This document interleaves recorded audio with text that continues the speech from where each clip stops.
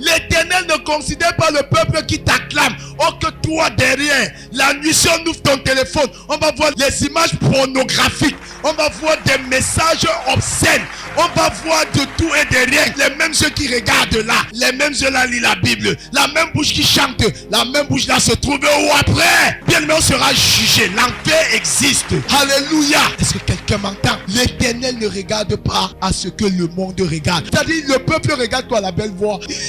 Ça c'est l'émotion. Donc il se dit, mon frère, tu as béni. On te colle 10 000 francs sur le visage. Frère, si ta vie là ne reflète pas celle, la sainteté, la sanctification, celle que Jésus désire, c'est la poubelle. Amen. Allez dire que j'ai dit ça. Vous n'enlèverez pas ce qui est dit dans la parole de Dieu. L'Éternel ne regarde pas à l'apparence Samuel. Oh ma soeur, toi qui m'écoutes, toi qui crois que parce qu'on t'a acclamé, quel est l'état de ton cœur? Quelle est ta vie après ici? Après, quand on quitte ici, l'après là, c'est ça qui intéresse Dieu. Ici là, tout le monde est chrétien. Alléluia. Chrétien de bouche, chrétien de par son vestimentaire. Peut-être même il y a d'autres pires. Que vraiment, on vient avec les vêtements décortés dans la présence de Dieu. On dirait qu'on vient dans une boîte de nuit, dans un snack. Frère, que cela change au nom de Jésus. L'homme regarde à ce qui frappe les yeux. Toi qui m'écoutes là, faites attention. L'homme là, le peuple peut t'acclamer. Mais Dieu pleure. Dieu est triste. Dieu est triste pour une seule raison, le péché. Il pleure le sacrifice que Jésus-Christ son fils a versé sur la croix pour te racheter, pour te ramener, bien aimé, de ton ancienne vie,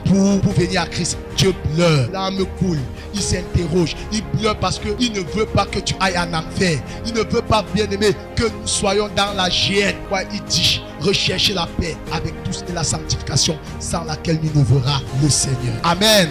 Voilà ce que l'Éternel cherche. L'Éternel regarde au cœur. Quel est l'état de ton cœur? Ton cœur, qu'est-ce qui l'occupe? Les jalousies, les rivalités, le meurtre, l'impudicité, les rendez-vous, des gars, l'escroquerie. Ton téléphone est bondé des noms O, A, B, C. Ça veut dire que tu as tout abrégé, tu as tout codé. Ah oui, l'Éternel regarde que ce n'est pas la voix là qui importe Dieu. Les gens peuvent dire waouh, fille, waouh, mon fils, bon chanteur, bon pianiste, bon batteur, waouh, bon pasteur. Alors que tu peux être aux yeux de l'Éternel bon pianiste, bon adorateur, bon pasteur, bon évangéliste, bon impudique et bon saint. Ah, que Dieu nous aide. Bien aimé, c'est sérieux. L'Éternel regarde au cœur. La louange va découler d'un cœur pur, d'un cœur sincère, d'un cœur repenti. Bien aimé, autrement dit, tu ne peux pas commencer une vie d'action de grâce à l'Éternel sans naître de nouveau. Parce que louer signifie donner des actions de grâce à Dieu pour ce qu'il a fait. C'est pas venir se dire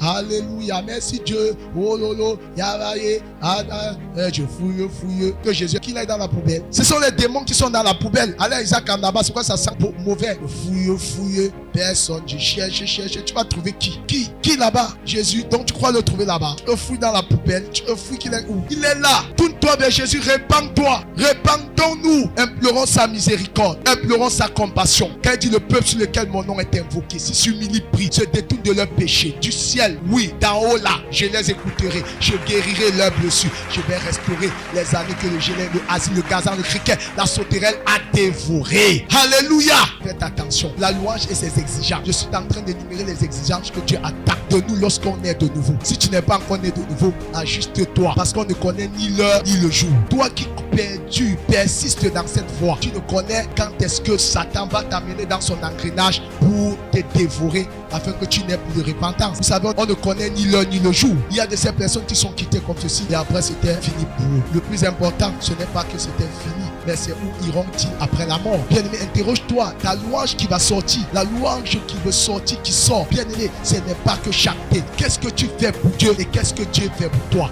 Quelle est ton attente? Dieu veut que tu lui offres une action de grâce. Bien aimé, que tu offres ton corps, que tu livres ton corps, bien aimé, comme un sacrifice d'offrande de vivant qui va monter à son autel et dont Dieu va l'agréer comme un parfum de bonne odeur. Alléluia. Est-ce que le peuple de Dieu m'entend? Je vous dis, frère, arrêtez d'être impressionné par ce que vous voyez. Non, je ne vous dis pas, bien aimé, de condamner, mais je vous interpelle à travailler à vos propres vies. Alléluia. À travailler à vos propres vies.